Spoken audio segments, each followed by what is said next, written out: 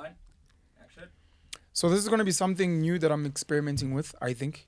I normally do like one-on-one guests. This already feels like a bit weird, but we're going to try it out. I'm really honored to have you guys here.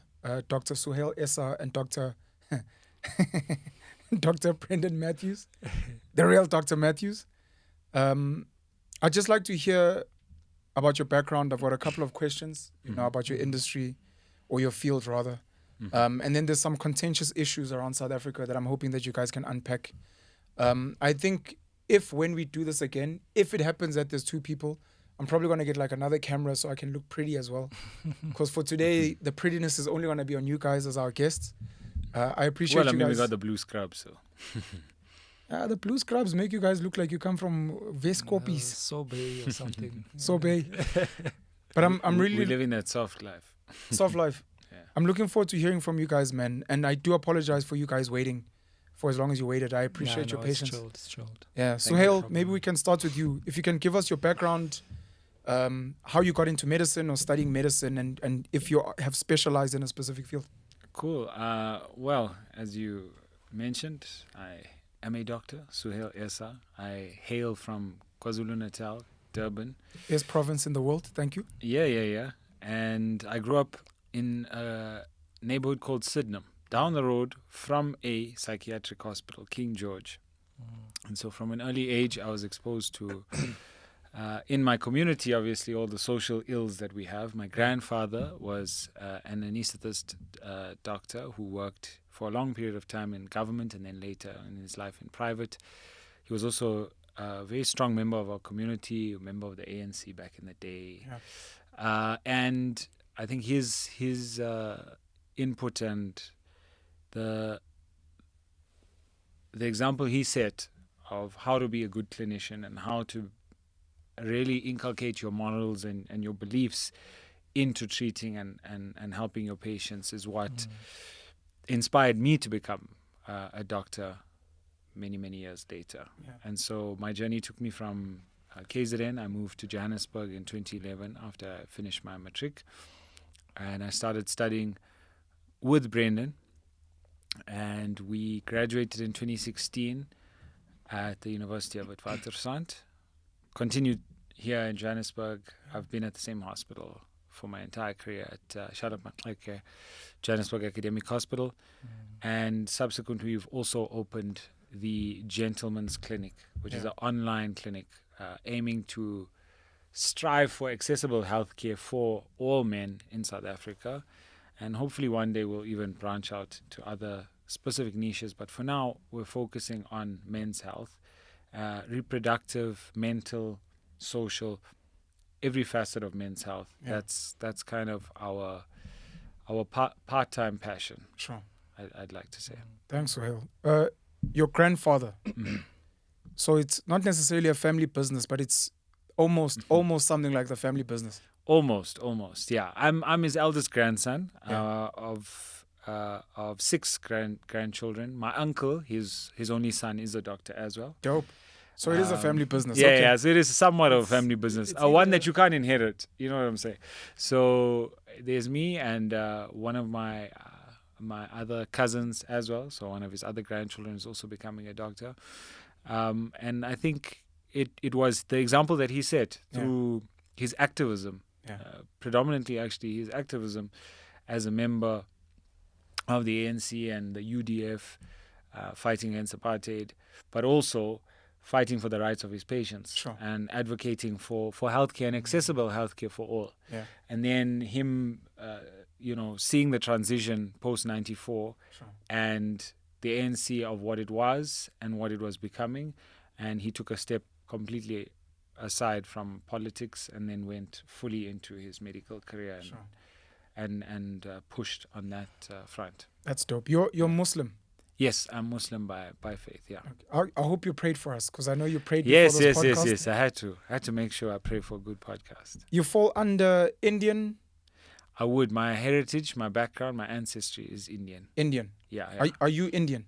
Yeah. Well, my great grandmother is actually Jewish, but that's a long story. Sure. Oh, Yeah. okay, I didn't know that one. So, and you know how it Yeah. goes. If the mother is Jewish, then Then yeah, the children are so Jewish. my grandfather, that same grandfather, his mother is Sure. technically was Jewish. She converted Yeah. after she married my grandfather's father. But predominantly all my heritage is Yeah. from India. They migrated here either as migrant laborers or business people, professionals, etc. Thank you, bro. I think you're my first official Indian and Muslim guest. So I'm Wow. honored to have you here, and shout out to you for Wow. representing. Well, I mean, you didn't Easy on even the know, pressure. so But easy on the pressure. No, I just needed to confirm yeah. before making assumptions, because someone might be like, "Oh, bro, I'm colored. Yeah. Yes, I'm Muslim, but you know." Yeah. So thank you. No, it's a pleasure. Thank you for Thank you that. for having me. Sure. We really appreciate your time. Dr. Brendan Matthews. Yeah, I don't know if I'm the first colored. I know I'm the first colored shame. guy. So sorry. No, but the last Essa. colored guy you had on here said he's no more colored anymore. That is true. That was Waras. Yeah. Warwick Stock said he's not colored anymore. So I think I The need other to- colored rep What you have is is he now? he identifies I as don't Zulu, I think. Yeah, I think he said he's Zulu. Yeah, he identifies okay. as Zulu. So he's mixed race. But the other color that I've had a couple, but it's Gaten McKenzie. Mhm. He's a Okay. politician now, but he used to be a criminal. PA. Patriotic Alliance. Patriotic. So this is your Yeah. chance to represent coloreds, like outside of Yeah. I'm no longer colored and I used to be a criminal. And now, Now I'm a politician. yeah. So what are you, Brendan? What are you? No, I'm a colored.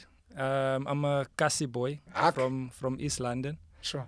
And I mean, going to what you asked, how did we end up becoming doctors? Growing up as a colored boy, colored community,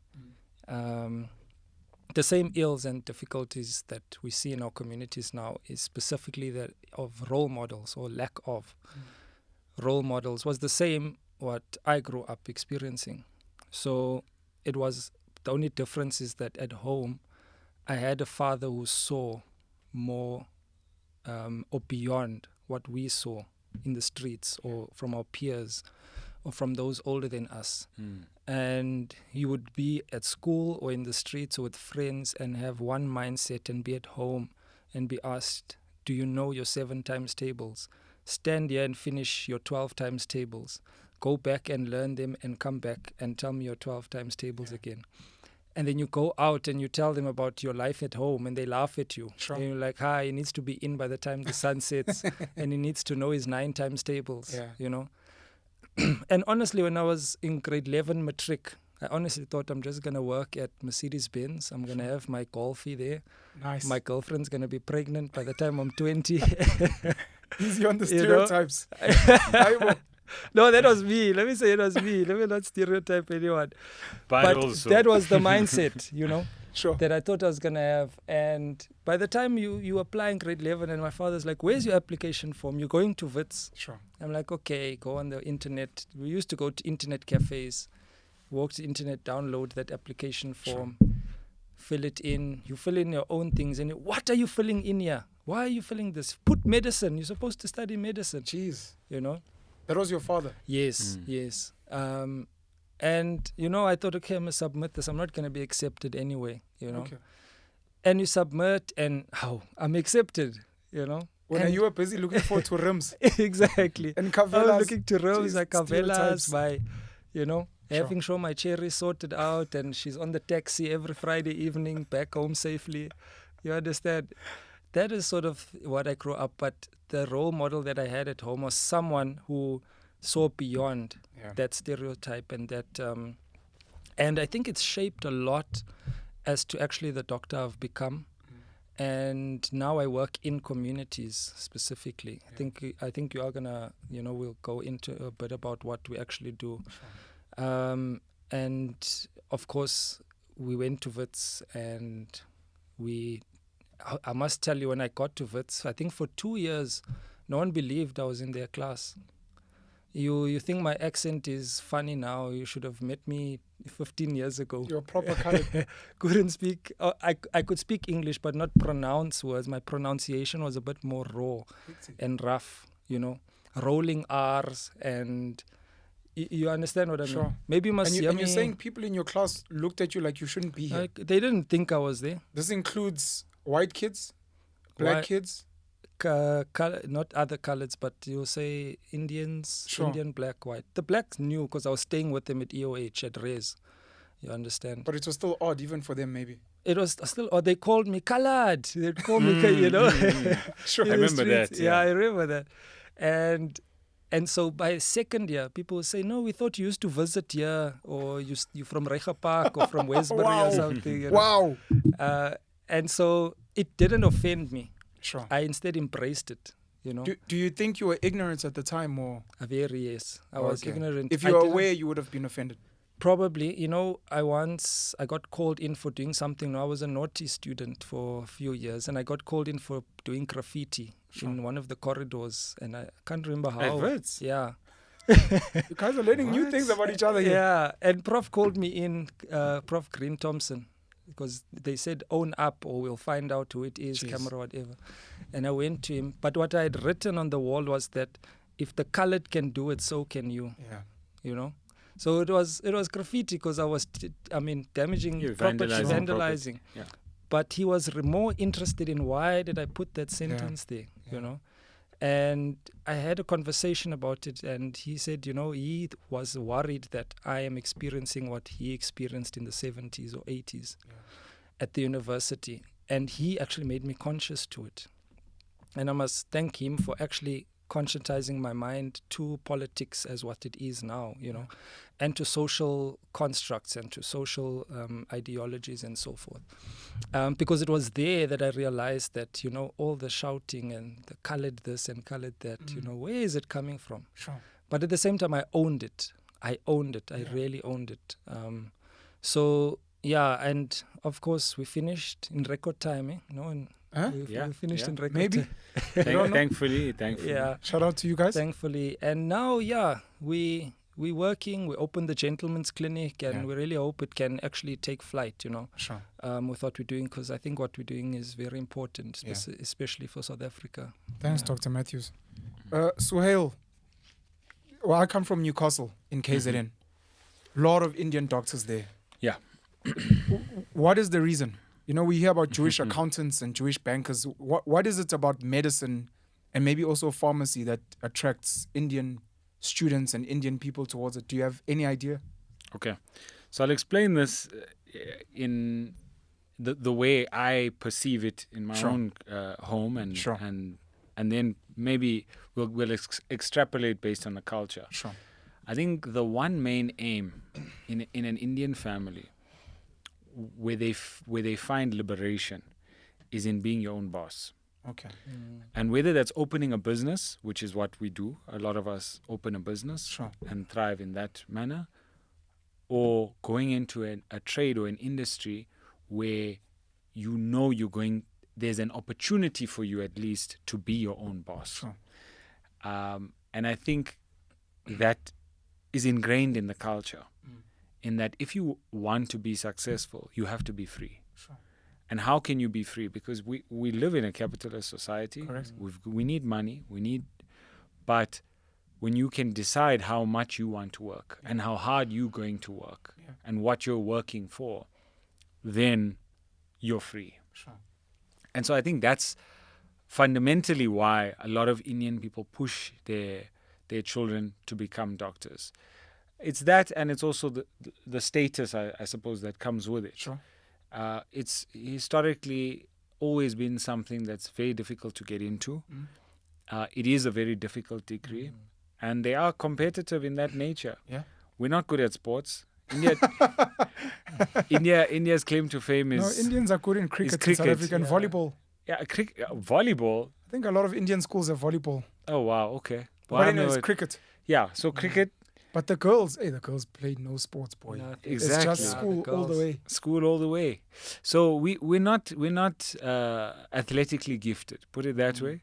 We know nobody is telling their son get up every day and go You're gonna be an and run. You're athlete. going to be an athlete. Swim at 5 in the Hashim morning. Amla was a major fluke in the community. He is a unicorn in our community, and he actually went to the same school as I did. That's dope. But I think the fundamental thing is we put a lot of emphasis on academics. Yeah. you either are going to be book smart or you're going to be street smart. It's Sure. one of the two. There's very few people who are book smart and street smart, Yeah. and they can make it in both, Sure. and they can really thrive. I mean, if you've got both of those skills, you can really thrive. Yeah, yeah. But my grandfather, in my final year of matric, told me, he said, "This is it. You're either going to do really well or you're going to do really badly. Now, if you do really well, you're going to go on and you can study pretty much whatever you want, depending on how well you do. Yeah. But if you do badly, then you've got two options. Either you're going to go work for somebody else or you're going to work for yourself. If you work for yourself, you could become extremely wealthy. You could make it out and open your own business, and you'll go through a lot of struggles and a lot of difficulties and a lot of uncertainty, but maybe you might make it there." Sure. But he's like, if you have the ability, go ahead and be smart. Go and excel in this field. And that's the only way, though, that you'll be able to become a professional. Sure. And so being a professional, I think it guarantees you an income. Yeah. No matter what, you'll be able to find a job somewhere, somehow. Sure. Maybe not in this country. But somewhere. Somewhere, somehow, Because you you'll have a high find... Demand skill. Exactly. Yeah. In whatever profession you do choose. And the emphasis is always on let's get to a point where us as a community, us as a society are safe. Yeah. Are safe financially. Yeah. And even growing up, my grandfather comes from 7 siblings. And the culture was the first one goes to school and then he funds the next one. Then the next one goes to school and he funds. So it was my grandfather's eldest brother funded his studies. He then funded his next brother. He funded his next brother. They pooled together for education. Sure. Instead of, in some other Indian families, it was the one brother sets up the business. He gets the next brother to come in. Yeah. He stays for a while, opens another business. And so it's those two avenues specifically. Yeah. And it's either you're going to be a professional and you're going to have that safety Sure. and excel that way, or you're going to have a business, but fundamentally we're here to keep the social structure together Sure. and grow together. You want to say something? Yeah, and maybe it's a bit off topic, but I want to just mention this weekend I was working on Saturday morning. There was a girl who came in who had just collapsed, 16-year-old girl. She's in grade 10. She just collapsed at home. Yeah. Assessed her, done full assessments, everything, and concluded that she was having something called a non-epileptic psychogenic seizure, Jeez. which is something where you manifest something like a fit, but it's not a real fit. Yeah. It's just the brain's way of saying I'm so overwhelmed with the stress I'm under, or the anxiety or the depression or whatever it is. It's an anxiety attack.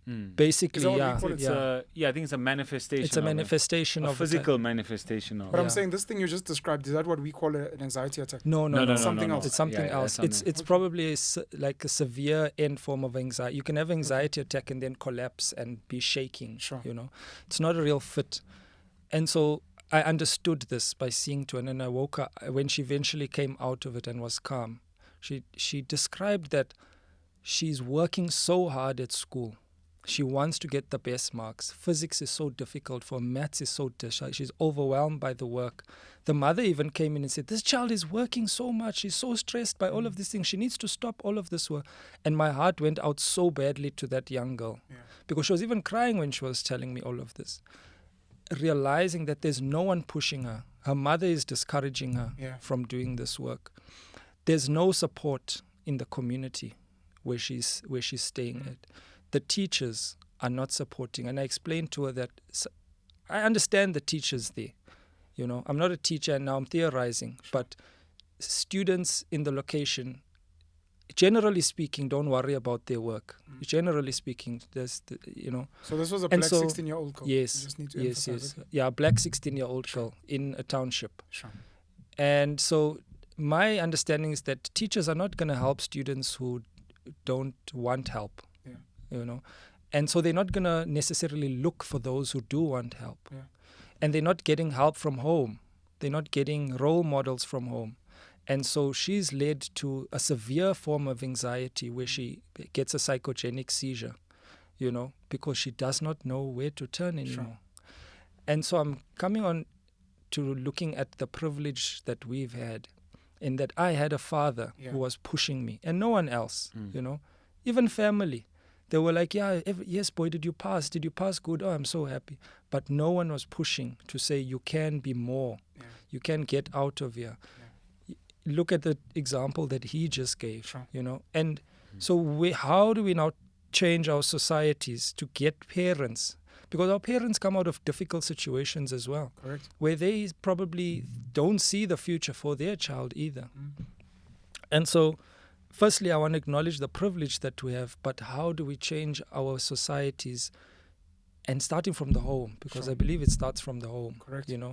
Where parents are pushing, parents are supporting. And they also have their difficulties. I want to acknowledge that. Because mother started crying and saying, I bought my child a drawing board, but there's no bag. So she's carrying the drawing board in a plastic. And now just children are laughing at her daughter. I need 800 Rand. I'm going to have it by May to buy a proper drawing board. And even me, I have minimal resources to give this girl. But I wrote a long letter, to whoever I thought could help her. So I think it's a strong, man. I don't want us to be here glorifying ourselves. We are doctors and what. There's people also want to be doctors. That young girl also wants to be a doctor. But what's the future holding for her, And I don't have the answers, but I think we're going to get to NHI and see how NHI might be able to help our young girl over there in the township. Suhail, the pressure, not so much to walk in your grandfather's footsteps, but more to do community work. Have you ever felt under pressure, or is it something that you just took upon and be like, look, I think it's just something I need to do? Extremely heavy pressure. My grandfather, he passed away last year in July. He was one of those extraordinary people who managed to balance everything perfectly, whether it was family, his activism. I mean, there were times where he was away, had been incarcerated during the 1970s, 1980s. Was incarcerated, and I look upon his life, and when it was at his memorial, and I'm meeting, politicians, like from all over that had come down, and they're telling me stories about him. I'd known all of this stuff throughout his life. I'd known how impactful he was, and throughout his life, I lived and grew up with him. My mum and dad got divorced, and so I grew up with him. So I used to see in our community in Sydenham, that's where I grew up. It's a coloured neighbourhood as well, so I'm familiar with all the stereotypes. Although I didn't necessarily want at Mercedes. I didn't want to work at Mercedes. There was the Shabin up the road. That was the place to work. So in our community, my grandfather was literally one of the few Indian people that lived there. Everybody else was coloured. Yeah. But prior to it becoming a sort of coloured neighbourhood, a working class coloured neighbourhood, my grandfather was integral in, and this is post 94, building the community with community housing to actually start a community there. And it wasn't the best of areas. We grew up next to criminals, and we knew where all the criminals lived. But for some reason, we never got robbed because they respected my grandfather that much for how much he did. So he was a grassroots activist, for the people. He was never in it for the fame, the money, the benefits that a lot of the politicians we see in the public eye today. A lot of them have done it for their ulterior motives. And so when we talk about that pressure, I've felt it over the last year or two, especially since he passed. That pressure is heavy, to try and live up to his legacy and walk the same path that he did felt tough. And when I was in medical school, there were a lot of times where I joined activist movements because I wanted, a huge part of me wanted to emulate my grandfather. Make him proud. And make him proud. Yeah. A lot of them, I think, sometimes even naively, I dove straight into, didn't ask any questions. And the one, and he knows very well, is Fees Must Fall. Sure. I felt like we went and fought so that there were a few people who became very popular and very famous because of it, the leaders of that struggle at the time, but it actually achieved almost nothing. Yeah, sadly. And I suppose sadly, but also practically, I don't believe that the ideal at that time, and similarly, we're going to get to it in NHI, I don't think it's possible with the current government that we have. Sure. Yet we were naively made to believe that we need to put our books down, not study, not worry about our studies for now, and go and fight against this mammoth political force out there, because they are somehow going to give us the ability to study for free in an equitable society, and somehow it's going to work. And that was one of them. But I think throughout my life, I've tried as much as I possibly can to emulate his character. Sure. There are times where I've fallen, I've gotten up again. But I really do. I wish that more South Africans had examples like that to follow in their life, because I think that that's where I derive a lot of my strength from. Sure. No, thank you. Shout out to you. I think you thought that was going to be like your big break politically. Like, I'm actually going to be like my grandfather. But thank you for fighting, and we appreciate it. Practically speaking, there are many. There are many. Yeah, let's go with many. There are many young kids who qualify as doctors, engineers, lawyers, chartered accountants, other high demand professionals that come from poorer neighborhoods. And we can't do everything, unfortunately. We don't have the money, we don't have the influence, we don't have access to budgets. What, maybe it's an unfair question as well, but what do you think is the easiest way for all of them to give back? Is it going back to your old school and being like, look, we'll help you guys out with applications, or I'm just going to come and tell you my story of how I got out of this neighborhood, or we'll try and help you guys get bursaries? Like, because I think there are a lot of young people who want to do something. They just never know what to do. They get overwhelmed, and then they just end up maybe venting on social media. Hey, this is my kasi. I hope things get better. But is there something we could tell them, guys, at the very basic, just do these things. And if you do these things, you've done the most. Because if all of us do that, then there'll be a change. I don't know. I'll start with that. I'll start with, for this point that I want to make. Yeah. Before I say what we can do as professionals, I believe that if a place is not progressing, whether it's infrastructure-wise, education, the government of the day is responsible to take it and develop it and make it grow. And the more we go back and we do these things, I believe they sit back and relax and earn their salaries. Okay, so it makes me almost hesitant to even want to do anything in the small town I come from. 100%. Okay, now that aside, okay, because I'm not a politician. It's just, me thinking in that aspect. That aside, yes, there's a lot that we can do going back. All the way from, there's people who go back and build schools where they come from. There's people who go back and build even hospitals or whatever it is, But I think you need to do things at a grassroots level. I'm very primary mindset orientated personally. And things like you're saying, because I do go to schools in my area, and you find boys in matric crying because they've never even heard where they can get an application form. They don't even know what is out there for them to study, Going out and information is powerful, very, very powerful, and we think that we have too much of it with our phones and all of that. But not everyone does, Or knows how to use their phone. Exactly. Or even knows how to use the phone. There's a young girl now that I keep in contact with. Surprisingly, she came with her asthma being uncontrolled because she's always getting anxiety attacks as well. And, these things worsen.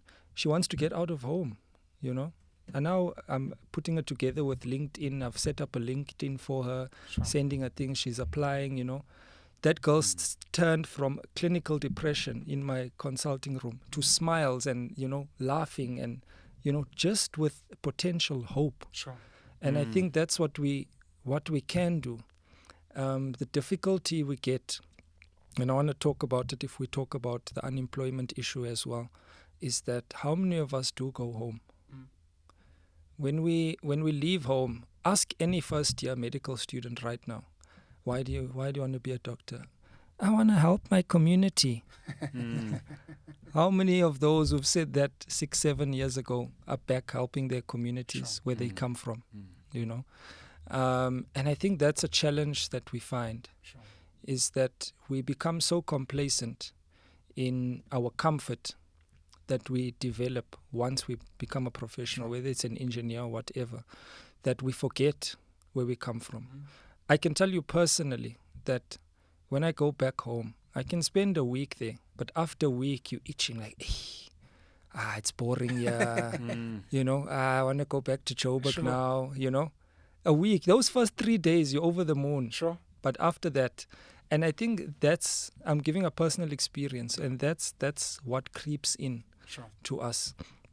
And that's a challenge that we face, and we need to introspect as professionals, broad, as you said, engineers or whatever, you know, and you know, go back, not necessarily to live there, but not forget. Go back, and your people still need to know you. You know, your people still need to resonate with you or feel comfortable seeing not this high person now who we can't touch anymore. You know. But stay at a grassroots level if you come from a grassroots level, you know, even if it's mentally so, psychologically so, you know, never let your mindset lose, because then you lose touch with the people, you know. I can show you, I work in a place where some people might not even want to drive into, but because I grew up where I did and how I did, I am very comfortable in my community where I work, you know. I've got a lot of kids. Officially, I have a lot of kids from a lot of mothers. Pressure or university fees. No, they want to get bursaries. They want to be smart. So they can go work at Mercedes. One of the mothers of my kids went to go and teach in South Korea English at some point. And they have a really, really dope system where you are forced to rotate, I think every 4 years. And the rotation includes rural and urban, which sounds cumbersome for us, because like, but what if I've settled in my family? I can't keep moving around. But I think they've normalized it, so you kind of know. Part of it is the knowledge share, and I guess the quality. Because as you're speaking, one of my concerns is now, if all the really good doctors have the ability to earn really well, they will probably want to be in spaces where they can earn their maximum and live comfortably. 100%. Which makes me then worry that could we then assume that all or most of the doctors in rural areas and townships are not necessarily the best? So then we miss out on that. Potentially. And then the second part is to what you're saying. One of the things I've wanted in history in the past was this idea that everyone should do. You guys have ComServe. Everyone, doesn't matter who you are, should have ComServe of at least 2 years, specifically teaching at their old high school or primary school, just as a way to give back. So that's like, you know, there were these 2 years where we had this, I know he's a big shot lawyer or whatever in Cape Town now, but at some point he came back here, and you need to understand that if it's like a 2 years or 3 years, there'll constantly be like talented people constantly graduating and coming to like teach the kids before they go on and become great. If not that, then the idea, and I don't know who I was speaking to about it, the idea of like a reunion, even if it's a weekend, once a year, kumbule kaya, go back home, where almost every professional or everyone with a skill goes back home, and like Nelson Mandela's 67 minutes, that weekend, all you're doing is you're going back to where you grew up, and you're teaching them as much as you can of what you know, whether it's your profession, whether it's something you've seen wherever you come from. Hey, this is how you mac on girls. This is how you fix a car. Do you know when you go on show me your Instagram, and you just call these kids however you set it up. I want to show you the channels to follow on YouTube. I want to show you who to follow on Instagram, because this is where I get a lot of my information. Show me your Instagram. Who are you following? Nah, you guys are wasting. This is how you create your... Just as an example, and call it like reunion weekend, where we all go, and whether it's teaching, whether it's actually doing volunteer work. I'm a medical doctor, I'm a lawyer, I'm going to go into churches this weekend. I'm going to go into town halls. And all we're going to be doing is I'm just going to be giving guys like free advice for free. If you ever get into a court, please ask the clerk or the registrar of the court to give you this. Guys, if you're looking for application forms, there's this website. It's free. And people are just there for that weekend. I think that would be pretty dope. And I hope we can create some type of, I don't know. It's not really for us, but sorry, Swale. Yeah, no. Well, I want to jump in with the suggestion, right? I think the reason why it becomes very difficult is human beings need incentive. Correct. And it's very tough often for, someone to, we go through the struggle and then we're like, we went through this tough 6 years. We went through all of this.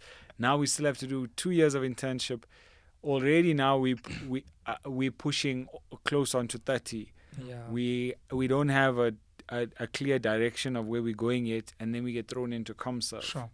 Now you're lucky if you get a ComServe position in the city, because then you're in the academic circuit. Yeah.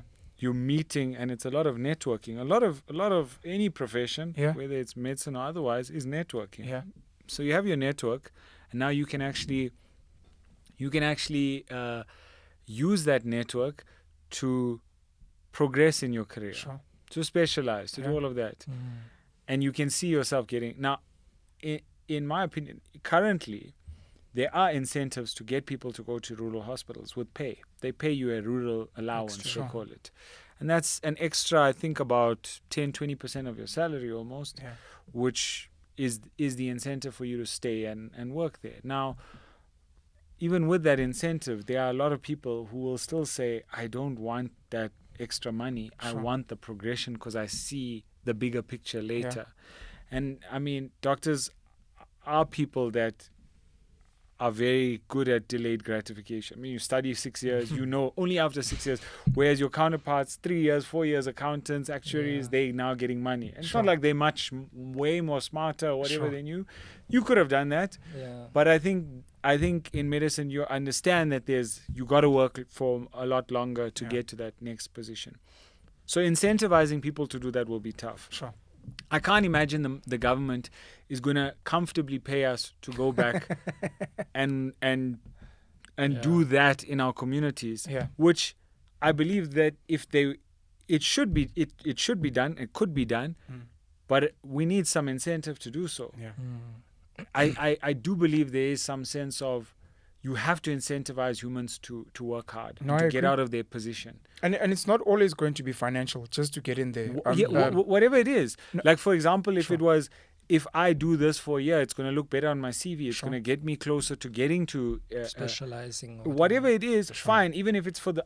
I'm always a big proponent of, even if it's for the wrong reasons, even if the person's doing it for the wrong reasons, if it benefits the community, if it does good, if that person is there for a year just so that they can get into a specialization post, so be it. I agree with you.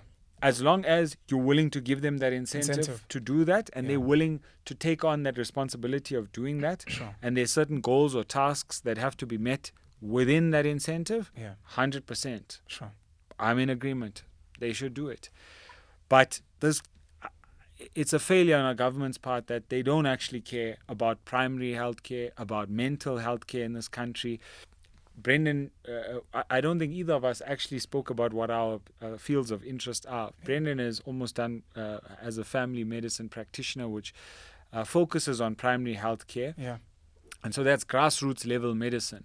Fixing the guy who has high blood pressure before he ends up with a stroke at hospital, which is going to cost the government exorbitantly more in hospital fees, the ICU stay, the CT scan of his brain, the medication that he's going to need, versus giving him a tablet and telling him how to eat for a few months in a year versus all that cost. And so he sees that. I work in the emergency department. I see people overdosing on a daily basis. On a daily basis, the number one thing I think I see most commonly in the emergency department is people trying to take their own life. And that is a failure of our mental health care system. It's a failure because we don't pay psychologists enough. There's not enough positions for psychiatrists in the government sector. It's a huge problem. if you qualify as a psychiatrist, you'll never get a job in that's what the psychiatrists who are specializing tell me. They're like, we're going to go straight to private. There's no way we're going to get a job here. There's just no posts. Yeah. There's just no availability. And in a country that's suffering with unemployment, high levels of crime, sexual assault, rape, gender-based violence, all these things are going to become more prominent. Yeah.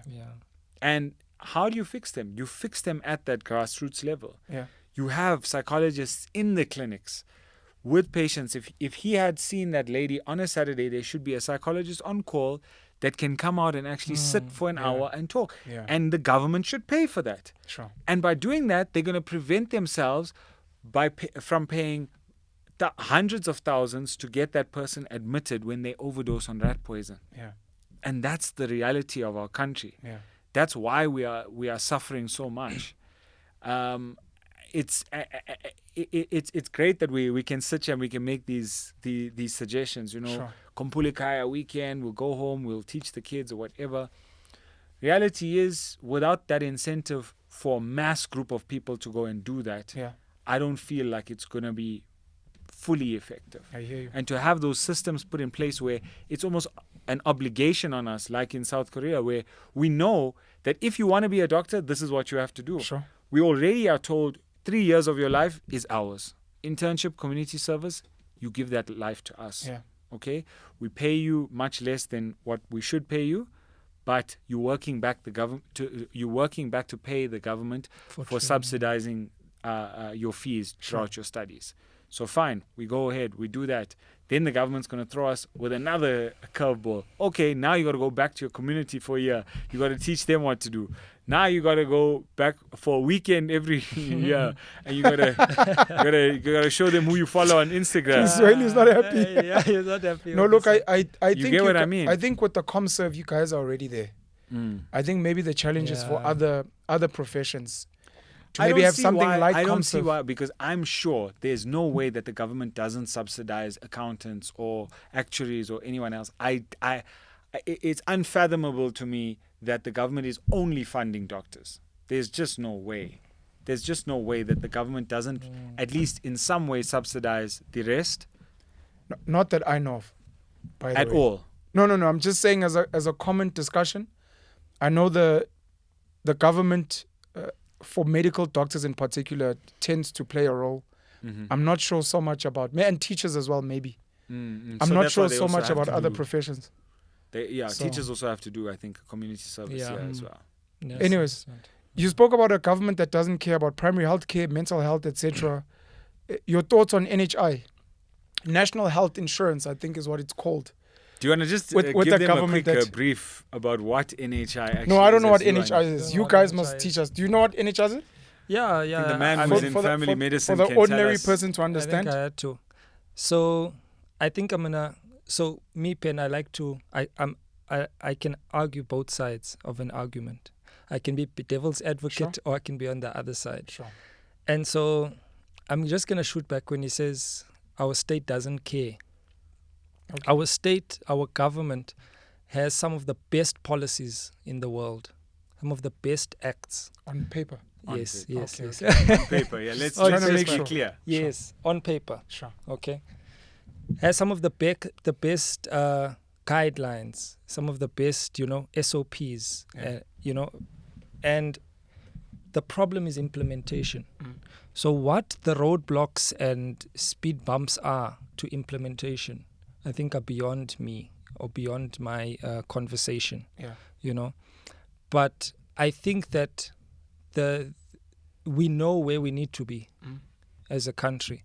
Those who are running things at least know of where we need to be. Yeah.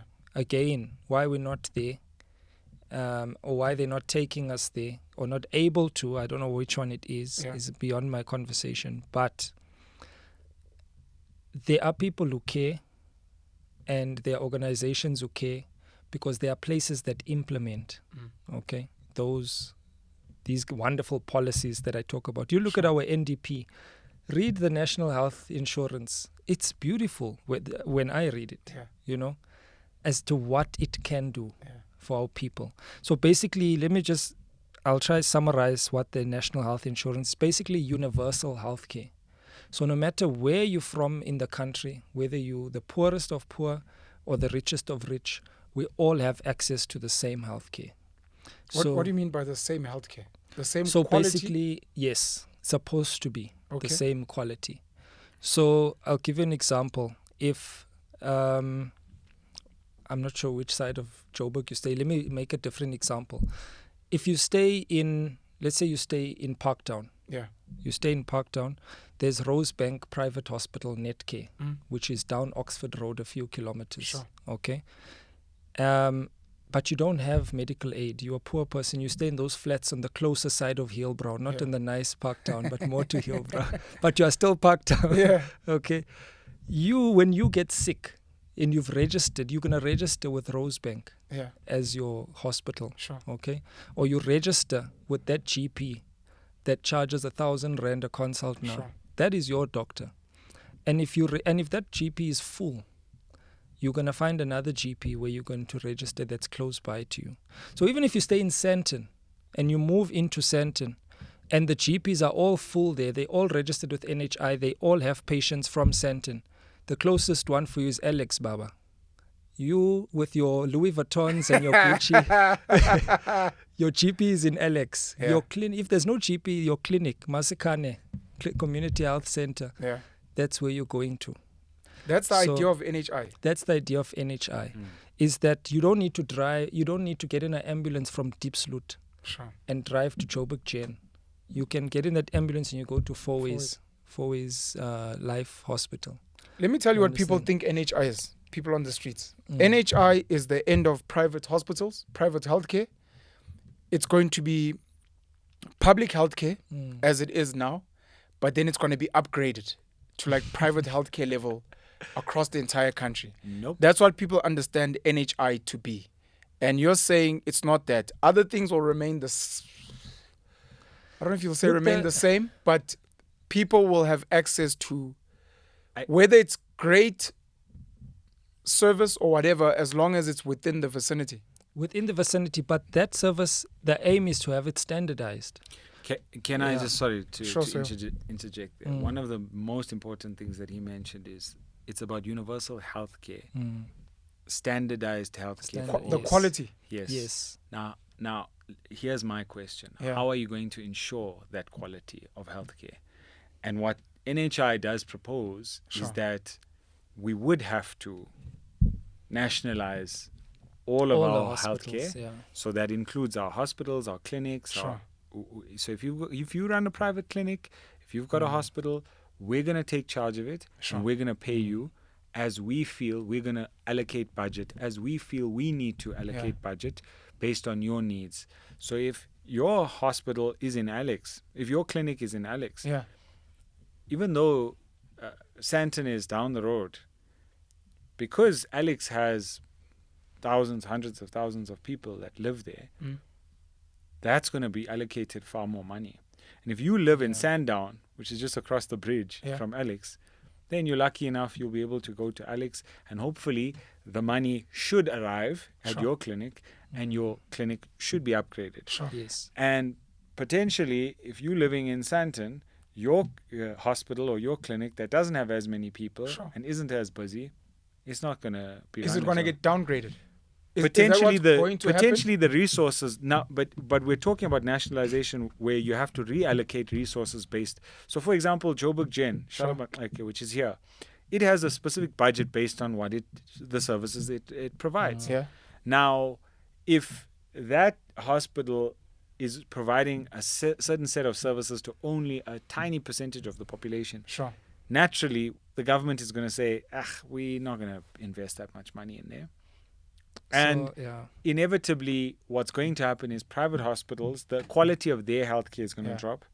Currently, my issue is when we're talking about the quality of healthcare, Yeah. South Africa, what always baffles me is when they talk about NHI. I feel like we've had NHI. We've had a good example of what NHI looks like currently in our country. It's just public healthcare. Sure. That's what NHI looks like on scale now, at a smaller scale. All we're going to do is upgrade that to a larger scale, where we take over private hospitals, private clinics, Yeah. GP practices, whatever. Everything is going to be under the government's control. Yeah. and it's going to look like what public healthcare looks like. And that is my easiest way to explain what NHI is to the layman. If you like what you see in a government hospital, that's what it's going to be. For NHI, that is exactly what you're going to see. What an optimistic guy. I want to ask, sorry, Brendan, sorry. on paper, is the idea to upgrade all public healthcare to private hospital level on paper?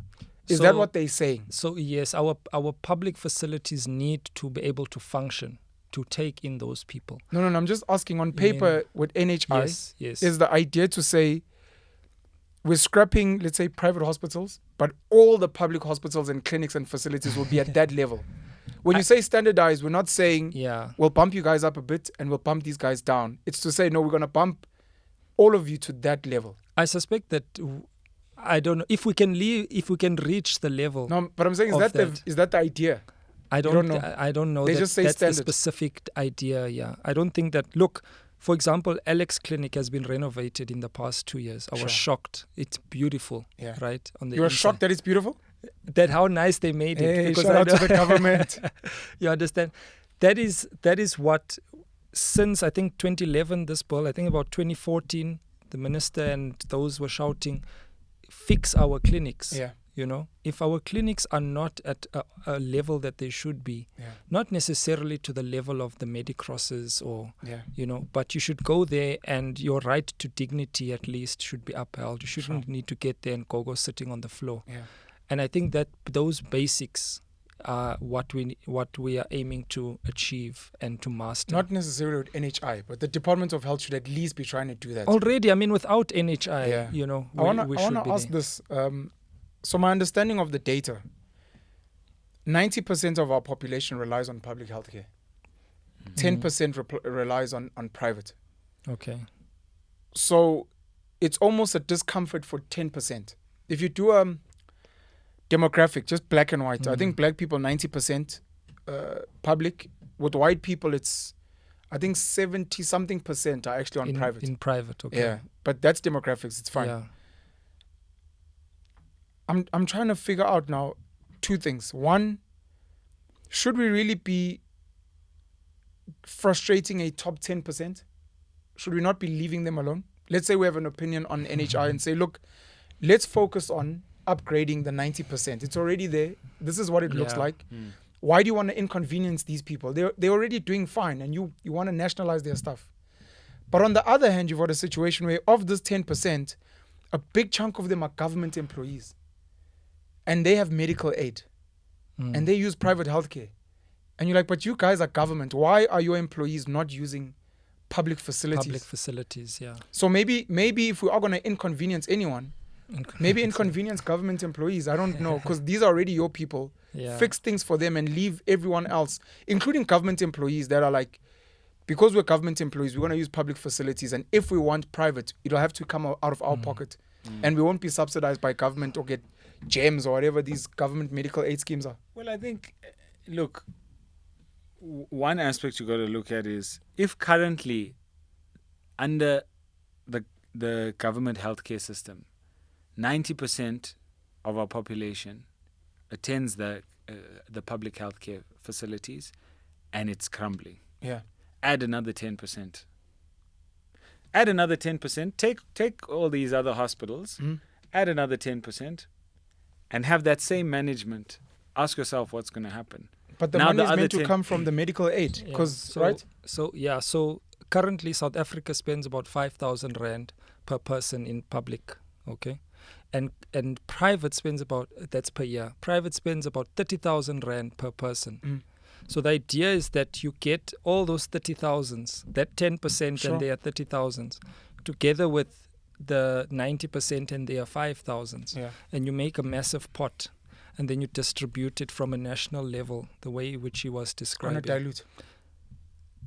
But you guys think it's fair that government employees get to use private healthcare almost at the cost of government? I think it's very fair. If you can afford it, I'm a government employee, and I have medical aid. It's purely because I work in that environment and I don't trust it. That's the best way. Like Look, I teach at the school, but my kids are not going to come study I here. teach at the school, but my kids are definitely not coming here. And the unfortunate truth is, I mean, no one in the ANC comes to government hospitals. Why? Except for maybe tertiary institutions like Steve Beagle, because they and don't. I'll say this: the government hospital doctors, the actual quality of the human resources are superb. Yeah. We have the best doctors in the world, no doubt. Yeah. Best doctors in the world. Some of the best doctors in the world yes. in government. Some of the best doctors in the world. I will. I like this. I will quantify that in Sure. any publication. I But it promise sounds you, very positive, yeah. Yeah. South Africa has the best doctors in the world because of our terrible circumstances. We have to learn under such duress. We have to work such long Appreciate the hours. struggle.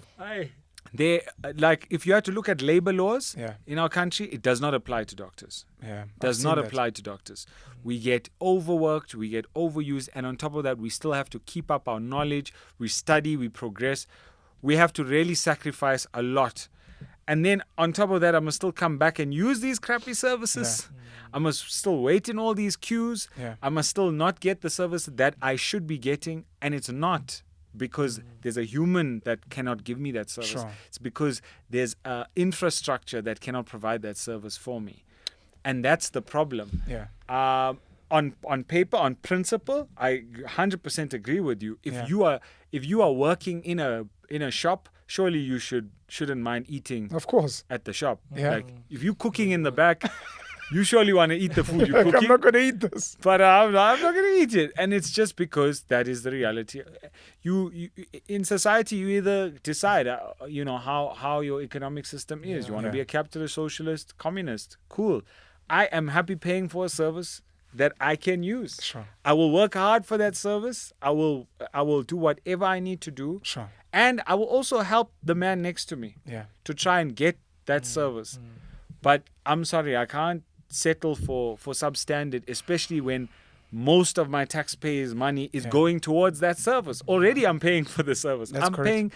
paying for these patients to be taken care of, and they still can't get the service that they And on top of that, I desire. pay medical aid. Yeah. Exactly. On top of that. I once saw someone on social media saying one of the biggest issues we have with public facilities is the fact that the upper middle class and maybe the rich are not using them. And their argument was, if you were forced to use these services and all of us were forced, we'd probably get so angry that we'd actually try maybe get government to account, or we'd try and do something. I don't know if it will really work. I know it's a really big task, but it was just one of the things they were saying, that as long as you guys keep running away to these spaces and going to private options, the spaces are not going to get better. Or maybe it's if there were white people in our facilities, They might complain enough to... There were Jehovah's Witnesses walking around the area where I worked, and they were bumped by a taxi. Two of them went kilikikri over, rolling, and they came into the clinic. You should have seen the nurses faffing around them. Their pain was recognized as being much more severe. I'm telling you, Pen, you know our communities. What's that? An apartheid legacy mindset, inferiority complex? I mean, what is that? I mean, look, there's research done that doctors, let me just phrase it well, doctors perceive black people, this is American research, I haven't seen South Africa. Yeah. So in America, black Americans are seen to tolerate pain more. So when a black person comes into the casualty there and they say, I'm in pain, they don't treat it as seriously as when a white person comes in with the same report of pain. Okay, so that's in America. And we see it on the ground here in South Africa. Sometimes with black doctors, and because in America, even black people are more of a minority. But here, yes. black doctors, black nurses.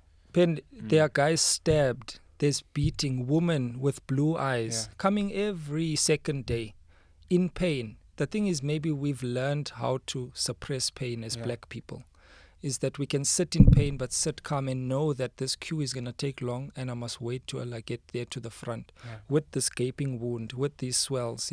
But when those two Jehovah's Witness guys who were walking around with their Watchtower books came there and they were sitting like this full of bruises from the people, oh, make sure they have the bandages on, please. These guys need to sit here. Have we given them this? Do we have this medication? Why don't we have this medication for pain? That wasn't asked for. Even the child was bumped by a car a few hours ago. The psychological work that needs to be done. I think Yeah. in the interest of time, I want us to cover the unemployment issue with doctors in South Africa and what's the cause of that. And then I guess we're going to have to sit down again because I think these conversations actually need a lot of unpacking. Why we have unemployed doctors, number one. And then number two, realistically, how do we fix public healthcare? Realistically, like your opinions. If you could get into power, if you could be president and you got to be a dictator president who gets to just wave his wand and whatever. So why do we have unemployed doctors? Doctors are marching. Doctors are saying they don't have jobs, which has become the fattest joke. Like, oh, you study medicine, but you're here with me, Baba. Hey. I think there's a protest in KZN tomorrow. Yo. Tomorrow is the 13th No, it's today, of February, the 12th of February. It was the 12th. I think it's today, yeah. Why do we have unemployed doctors, number one? And number two, how do we, in your opinion, how do we fix public health care? I think this relates very well to the previous topic we were talking about. Yeah. So we talk about implementing, and I think government's biggest problem is why jump the gun? You've already got so many problems you haven't dealt with. Sure. The issue with unemployment. So yes, over the years they've increased. If you look in the 90s, how many medical students were being produced? Each medical school probably had about 150, 200 graduates, but it was related to the population. Sure. And obviously now the population grows, and therefore you need more doctors to service that population. Yeah. But guess what? The hospitals haven't grown bigger. The number of posts haven't increased since the early 2000s, late 2000s. It's not as though that same scale that they're scaling up, where it's like double the number of students since the 90s. Yeah. Surely there should be double the number of positions there. Yeah. Then you've also got a massive amount of people who want to study medicine and then go out of the country, either to Cuba on scholarships or go to their own private universities, be it China, India, Poland, Russia, those countries, or some Nordic countries as well, and then come back and want to work. So obviously there is a lot more doctors that are coming into the country, but surely South African government should see we have a need. There's definitely a need for this. How can we reallocate the resources best in order to provide for this need? Yeah. Because it's not as though the patients aren't waiting in the queues Sure. to be seen. There's a need for doctors. There is 100%. It's not like there's an oversupply need for doctors. There's no oversupply. Yeah. There's just a lack of supply of jobs in the government sector. Yeah. And so, again, going back to NHI, you're saying to us that you want to implement a system where you're going to take over more patients Yeah. and still not, you can't give these doctors jobs, but we're going to take over more patients, guarantee you all those private doctors are all going to leave this country. They have all the expertise. They are one step away from leaving, and they can go all over the world. They'll be snatched up. I don't think they're going to leave, but you said you're going to sit down again, eh? Yeah, well, maybe not, but a lot of them who have had established practices where they make their money based on the number of patients they see, and now they get told you'll see X number of patients for X amount. They have a massive incentive to say either I'm going to go to another country, or I'm going to retire, or whatever. Now you've got a huge, massive brain drain, and the junior doctors are the ones that actually don't have the jobs, and they need the training, and they need to specialize, and they need to go grow and move forward. And so these issues, it's not just going to be solved by money. It's a managerial, it's a administrative managerial issue. We don't have proper people in management in our hospitals, in our clinics, to manage the demands, the needs that we are trying to cater for. I think there are a lot of people that were put into these positions because of political favor, and not necessarily because they have the necessary qualifications. I think if we really want to fix our country, we need to be able to have difficult conversations and say, there are people who are qualified. They may not be the right skin color for the quota. They Sure. might not be, but we need their help. Yeah. We need their help to fix this problem. Because your politicians go to those people when their families are sick. Exactly. They're happy to But take. then it's catered deployment for Yeah, the public. they're happy to go to every private hospital and be treated by Dr. Van der Merwe. Yeah. But when it comes to how should we run our hospital, then we say, nah, let's employment equity. We need black Mabuza, doctors. let's get her to Yeah. tell us how to run our country. Can I be offside a bit? Before you offside, I just want to emphasize that so NHI is almost the opposite of ESCOM. So ESCOM as a monopoly, a regulated monopoly, has failed, Yeah. and they're now looking into bringing private players. Okay. And now with the healthcare, it's like there was a private option. It's like, no, we want to regulate a monopoly. Nationalizing Exactly. it. We want a monopoly. Sorry, in Brendan. healthcare. There's so much more I want to say on the NHI and okay. I just want to be offside a little bit. Go for it, sir. And again, I'm not saying that I'm for or against. So the NHI. No. What he was talking about, the unemployment Okay. issue. Sure. NHI, I'm for it. You're for I'm NHI. for NHI. I should have brought you guys here for a debate. Jeez. Are you really for it? I'm for NHI. And Maybe next time we must. Anyways, we'll see. Yeah. So Says we the guy debate with the for and medical aid, against. Says the guy with Of medical- course, the guy with medical The aid. guy with medical aid is telling us he wants to go to government. All right. There's that's so a much I jab. want to say. Don't what let to him say, jab you. yeah. Don't let him jab No, you. it's fine. It's Yeah. fine. We have unemployed Um, doctors and your thoughts on, Oh, on how yes. to Oh, fix yes. public Oh, health yes. care. So the unemployment issue, as he was talking, I was just thinking, everything he's saying is true and valid. And then I was thinking, we live in a country where doctors are so much needed. Yeah. We also need plumbers. There's a shortage of social workers. There's a shortage of IT workers. The unemployment rate in our country is about 50%, if I'm not Depends on mistaken. who's measuring. It can be 40 all the way to 40, for youth 50, 72. 60 Depends to on the measure you 70%, right?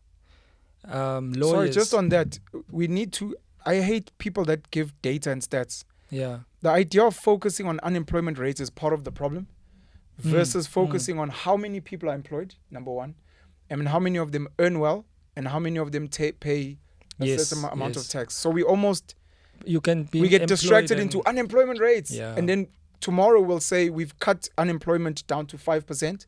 Everyone's got a job, but they're earning 1,000 Rand a month. Which Exactly. means you haven't really fixed anything. We you need to haven't fixed nothing. look at how many people have jobs, how much are they earning, and how much are they contributing. Sorry. Yeah. So you're saying you want to yeah. be a doctor by yourself now, and the No. unemployed doctors must go be plumbers. No, not actually. It's not what I'm saying, but I Sure. think that it's for us to understand the country we live in, the circumstances that we are in. And I'm by no means shooting down those people who are unemployed, you know. It's not nice. It's difficult, you know, to not have work when especially you have a qualification that's so much needed. But I was just thinking, if our unemployment rate is so high and people don't have work and other professionals are sitting at home, what makes me different as a doctor who's unemployed to a lawyer who doesn't have a job? Hey, Baba, these are your peers, Baba. You have to give No, them it's my peer. VIP sensitivity. They're like the Jehovah's Witness no, people. for sure. But isn't Guys, it the doctors are unemployed. No, the plumbers will see tomorrow. But the doctors, guys. And that's exactly what I'm getting to. I hear you. You understand? Is that There's a need for many different services Yes. and many people are unemployed. so? Every need is valid. Yeah. The doctor's need is very valid. People are struggling to Yeah. keep afloat, you know, with medical degrees. But the problem is much larger than that. Yeah. And when the problem is much larger than that, who am I now to make the biggest noise and have the biggest tears? So to the the next doctors, person the doctors who doesn't protesting, have a it's job. almost like farm murders. Give us special attention. Our unemployment is more important than others. I guess you could put it like that as well, because there's people who are murdered in that township next to that farm who are not protesting Sure. about it. You know? I hear you. I see. So- I genuinely appreciate that perspective. Yeah. That is. I mean, and we're sitting here lucky because we do have jobs and Sure. we do have a government. Yeah. And every year we're in Gauteng, they do this thing where they give you annual contracts so that if they don't like you, they can just say, "Shut, Jeez. we're gonna get somebody new." Jeez. And it's always this time of year is always a stressful time for all of us Yeah. because we So don't if, know whether if your we doctor in in or Gauteng out. is on edge, you must Yeah. know. We don't know I'm whether. talking like that. I'm giving that point, but my contract ends in June. I don't know what I'm doing after that. Yeah. You see?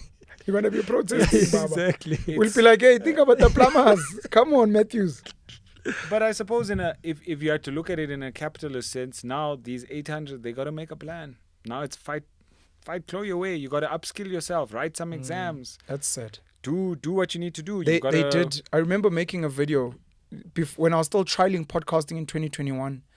And I was telling the story of a government that cannot be trusted.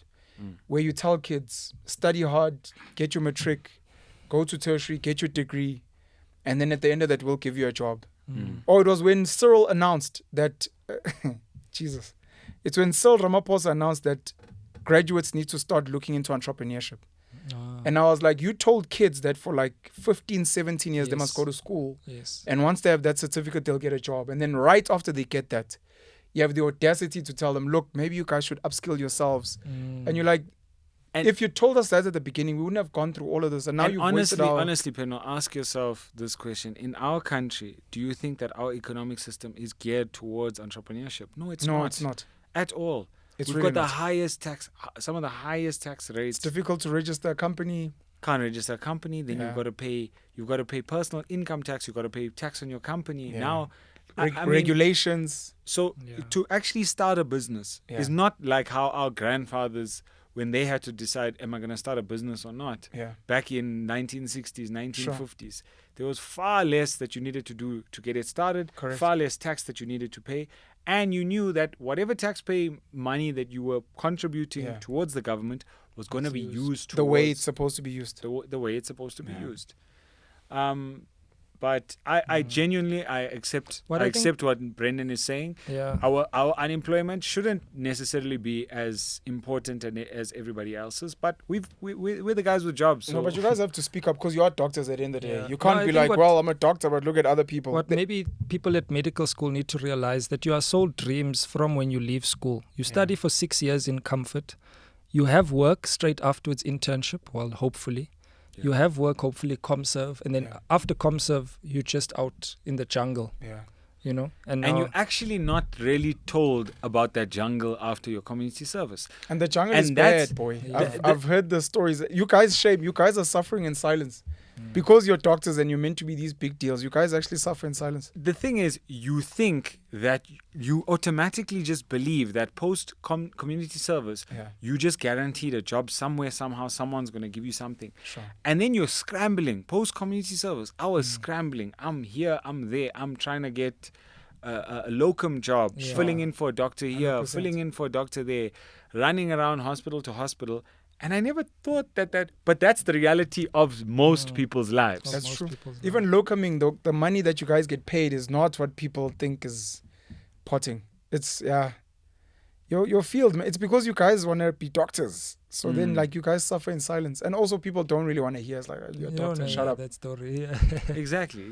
There are a lot of black people that are, is it silently maybe? Or in their own corners celebrating load shedding?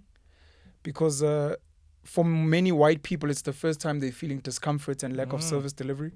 So it's almost some of this thing where there are people that are celebrating, oh, doctors are also unemployed. Oh, I okay. never thought of that that way. Yeah. Yeah. Anyways, guys, any closing comments before we shut this down? I've written down, I know we need to discuss medical schools is one of the things. I wanted to hear your thoughts on some of the students that study abroad, Cuba and those kind of places, your thoughts on them. If Paraquanat Hospital is still as dope as it used to be. Yeah. You said and- in the rurals, the doctors, they don't know what they're doing. No, I don't know. I was like, the way you were saying it, it sounded Yeah. like the cream of the crop wouldn't. There's no incentive. That 10% may not be worth it compared to networking and opportunities. and So it's not and high progressing, earning yeah. So patients. it's not completely wrong, but also it's a topic to discuss. Sure. yeah. You guys can decide, I think, even after this to be like, actually, some of the things I want to raise. Yeah. Any closing comments before we shut it down? Brendan, you want to go first? No, nothing from me. I think it was really things that we need to actually, I wish we would have spoken more No, we will. about we will. Trust. what we've been talking about. But yeah, man, we will come back and continue. I appreciate you guys discussion. opening no, up, man. thank you. I think from our side as the Gents Clinic, I think our goal, and we are somewhat entrepreneurs, but also doctors Yeah. with now this online clinic, and genuinely, I think over and above just the incentive of building an amazing company that can service the majority of South Africa and the landscape. And we're hoping that things like ESCOM get sorted so that we can have access to, people can have more access to Wi-Fi and electricity, and they can consult us from the comfort of their own homes. Yeah.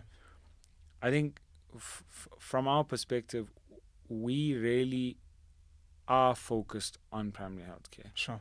We really want to see our country flourish from a grassroots level all the way to the top.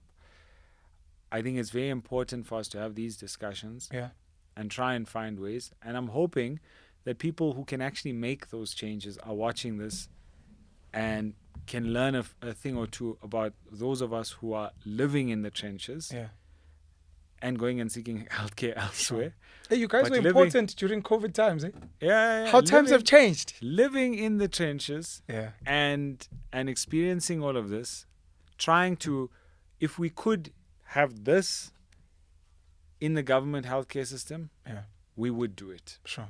But government doesn't want this. Currently, government is not entirely interested in fixing the grassroots issues of our country. It's easier for government to cough up the big bucks when shit hits the fan than to actually look at the problems in their infancy and rectify them before they become a lot worse. And I think that's the crux of what we've discussed here today. And I hope the viewers really enjoyed. And visit our clinic, gentsclinic.co.za. Thank you. Can I Is that a plug? Sorry, Sia Mbali. Can the guys speak to camera? Can they? Sorry, you can start. Dr. Suhail Essa, if you can just plug the gentleman's clinic, and then if you can then do the YouTube channel. Sure. Sorry, sir, please. Feel free to speak to the peeps. Okay. So, my name is Dr. Suhail Essa. Thank you for having me on your podcast, Penwell. Tune in on our podcast, the Gents Clinic podcast, where Penwell was actually a guest, and visit our clinic online. You can consult from anywhere in the country, chat to one of us. There's another 3 of us that you can speak to about your specific healthcare problem without any stigma. We'll send you a script, we'll get you to do blood tests, and we'll help you achieve the confidence that you're looking for. Visit www.gentsclinic.co.za and book your consultation today. Thank you, Ben. Only for gents? Look, I mean, if you're a lady and you want to help your man, you but can. It's only for gents. Currently, we're focusing on a specific niche. Sure. We're trying to treat men. We're trying to help them regain their confidence, whether they have a mental health care issue, whether you're having premature ejaculation, erectile dysfunction, you're having problems with your testosterone, your hormones, you think you're feeling a bit down, depressed, come to us. Let us help you. Sure. At the convenience of your own home. Thank you so much. I think it's also a challenge, maybe for you guys or for the ladies watching, to be like, we need a ladies clinic as well. I think that would be a nice counter to have like a group of ladies like you guys. Actually. Anything from you? Closing? I don't know if you want to speak to camera. No, to the I peeps. think he's Shout out to everyone in East London. Coming home. I said I'm coming home. Well, you said you're coming home, but you're still in Joburg. I haven't been home now in almost a year. Wow. So, no, but it was exams. I have that excuse.